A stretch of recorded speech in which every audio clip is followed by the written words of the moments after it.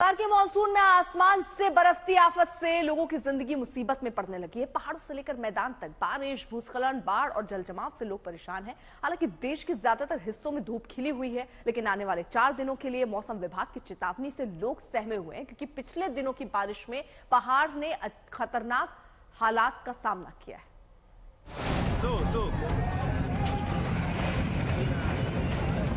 अरे भगदड़ मत करो। बीच पहाड़ में सड़क पर दर्जनों लोग फंसे हुए हैं और सामने पहाड़ धंस रहा है। एक तरफ धंसता पहाड़, दूसरी तरफ उतनी ही गहरी खाई और सामने मौजूद लोगों की ऐसी सूरत में क्या हालत होगी, जरा सोचा जा सकता है। उत्तराखंड में यह सिर्फ जोशीमठ की कहानी नहीं, दरअसल जबरदस्त बारिश के बाद ऐसे भूस्खलन पहाड़ में जगह जगह देखने को मिल रहे हैं। राष्ट्रीय राजमार्ग पर भूस्खलन का दौर थमने का नाम नहीं ले रहा है। यहाँ पे देख सकते हैं जोशीमठ से 1 किलोमीटर की दूरी पर है। यहाँ लगातार पहाड़ी दरक रही है। कल शाम को भी यहाँ पे मार्ग बंद हुआ था और हमने बताया था कि लगातार यहाँ पहाड़ी टूटने का सिलसिला जारी है। लंबी लाइनें बद्रीनाथ राष्ट्रीय राजमार्ग पर देखने को मिल रहा है। इस तरफ देखें तो यहाँ पे बड़ी संख्या में श्रद्धालु जो तीर्थ यात्री हैं वो यहाँ फंसे हुए हैं। मार्ग पे एसडीआरएफ, पुलिस, बीआरओ हर कोई यहाँ पे तैनात है ताकि मार्ग को किसी भी तरह से खोला जाए। अगर उस तरफ की बात करें बद्रीनाथ धाम और हेमकुंड साहिब जाने की जो लंबी लाइन है वो भी 2 से 3 किलोमीटर तक पहुँच चुकी है और पहाड़ी का सिलसिला इस कदर यहाँ पे है कि लगातार भूस्खलन हो रहा है। ऐसे में लगातार पहाड़ी टूट रही है। मार्ग को खोला तो जा रहा है लेकिन ऊपर से जो पहाड़ी चटकी हुई है लगातार दरक रहा है और ऐसे में मार्ग पे बार बार बंद हो रहा है। सड़क का भी कुछ हिस्सा तोड़ दिया गया है। पुलिस प्रशासन, बीआरओ, आपदा राहत बचाव की टीमें लगातार इन मुसीबतों को दूर करने में जुटी हुई हैं।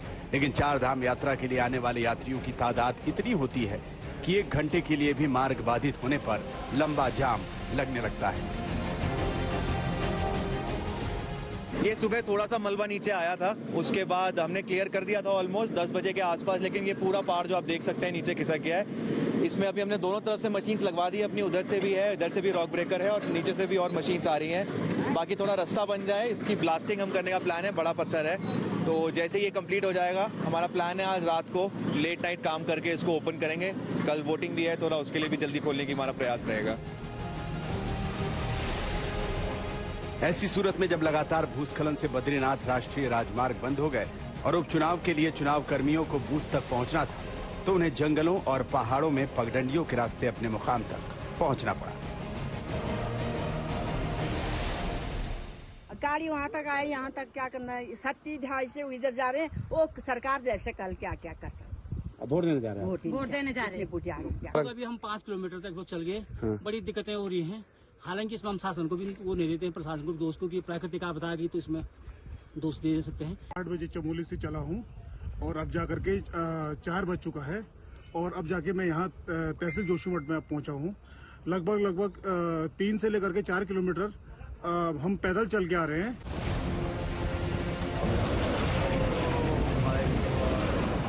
पहाड़ पर चट्टानों के खिसकने का खतरा लगातार बना हुआ है। दूसरी ओर कम समय में बरसात से तमाम डैम भी लबालब भरे हुए हैं। ऊधम सिंह नगर के नानक सागर डैम में भी जब लगातार जलस्तर बढ़ता रहा तो उसके गेट खोलने पड़े।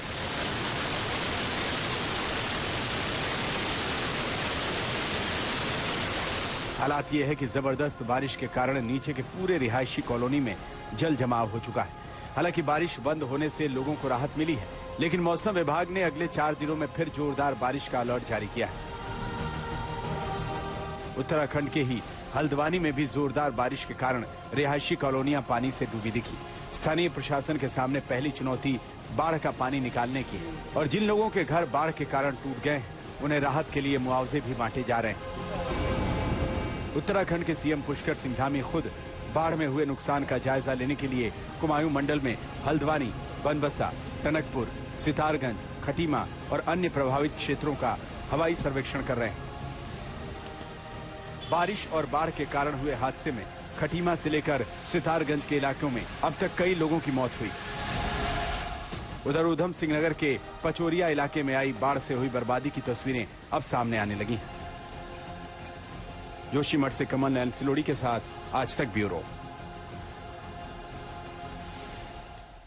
तो मानसून के सीजन में पहाड़ों पर तो वैसे भी दोहरी मुसीबत पड़ती है। एक तो बारिश और फ्लैश फ्लड तक का सामना लोगों को करना पड़ता है, दूसरी तरफ धंसती जमीन, गिरती चट्टानें मुसीबत को दोगुना कर देती है।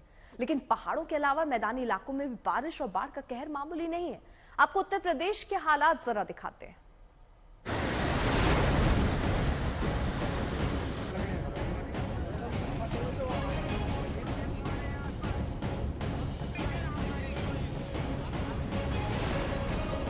नाम तो शारदा नदी है, लेकिन मॉनसून आते ही ये शोक की नदी बन जाती है।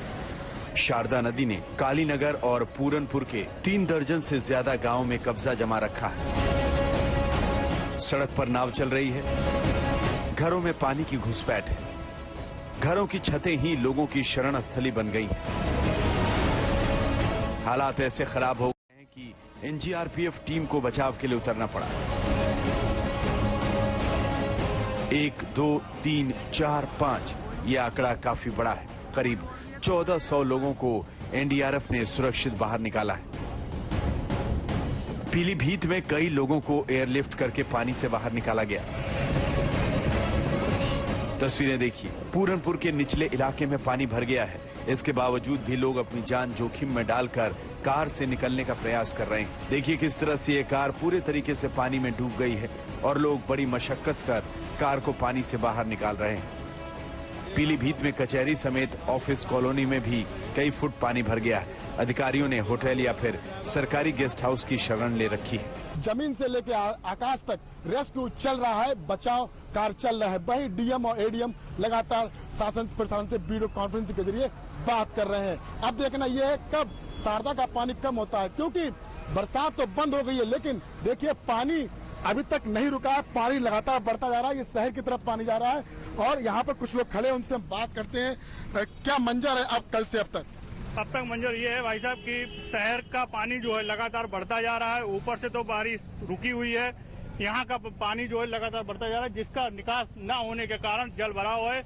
यहाँ की जो पब्लिक है वो अपने घर छोड़ चुकी है, उनके रहने की कोई व्यवस्था नहीं की गई है प्रशासन के द्वारा। अब जरा लखीमपुर खीरी का हाल देखिए। शारदा नदी का रौद्र रूप आपको दहशत से भर देगा। उत्तराखंड और नेपाल के पहाड़ों पर हो रही लगातार बारिश के चलते बनबसा बैराज से शारदा नदी में छोड़े गए करीब 2,44,000 क्यूसेक पानी ने लखीमपुर को लथपथ कर दिया है। मैलानी से पलिया को जोड़ने वाले रेल रूट पर अटरिया गांव के करीब रेलवे ट्रैक का हाल देखिए। तेज रफ्तार पानी ने इस पुल की नींव हिला दी है।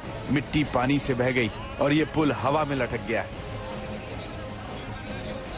रेल ट्रैक का ये है कि उसके ट्रैक के नीचे से पानी का बहाव बहुत तेज है। नीचे थोड़ा मिट्टी का खटान हुआ है, वहाँ भी टीम लगी हुई है।